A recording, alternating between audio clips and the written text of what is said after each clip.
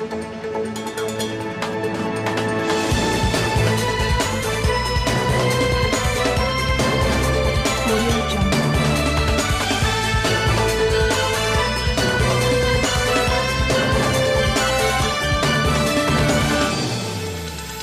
Jungle.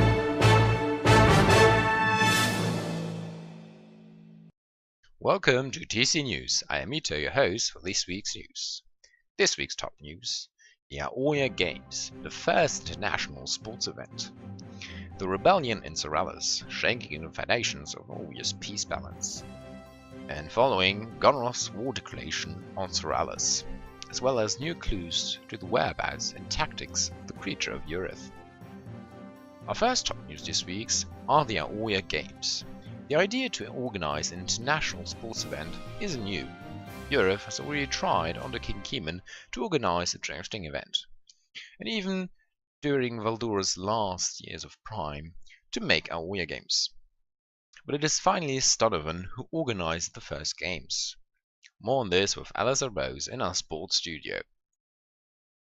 The first of many Aria games took place in Stonovan and was hosted by Arcane Valdry, and construction was led by Aspect Lilith and her team of outstanding builders.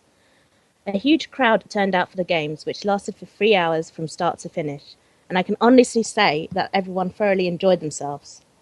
The events which took place are as follows: unarmed combat, armed combat, jousting, and archery.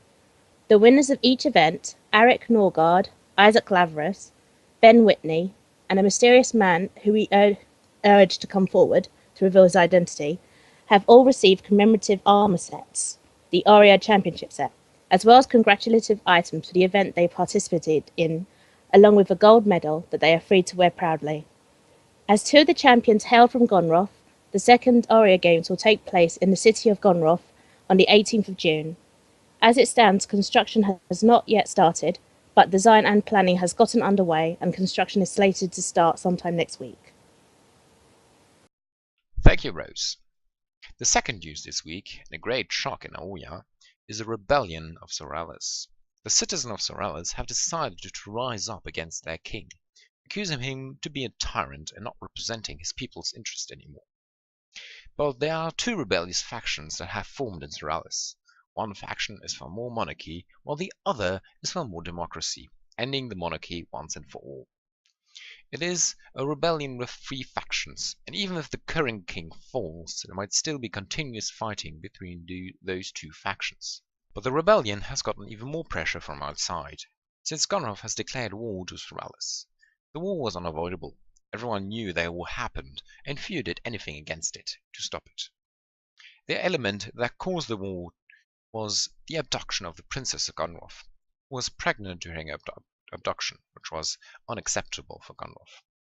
Luckily, she and her unborn child were safe from their captors, and shortly after they were freed, Gonroth declared war to Soralis, wishing to kill their king and annex the city.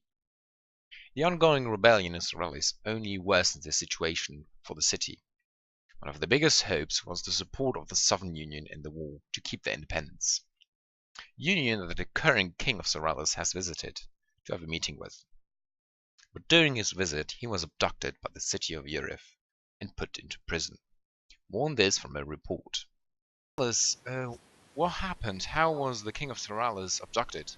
So we invited him to a meeting up in the Grand Hall.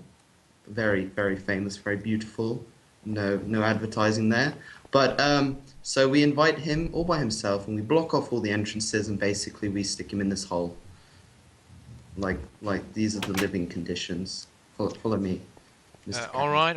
And why did Urith decide to abduct the king, Soralis? Well, to put it in brief terms, I think he was pretty much a tyrant. I mean, he cut off a few fingers. We cut off a few fingers.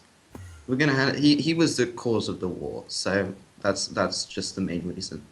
Alright, and what do you hope to do with him in the future? I mean, what are the plans? Well, we're looking for more fingers, maybe an eye, and trade him off to Gonroth. Hopefully if they were meant to pick him up yesterday, but they're too lazy to do that. And the idea is to have peace, so trade the king to Gonroth, so there's no war? Well, yeah, no war is the better. That's the better option. Alright, thank you for this report.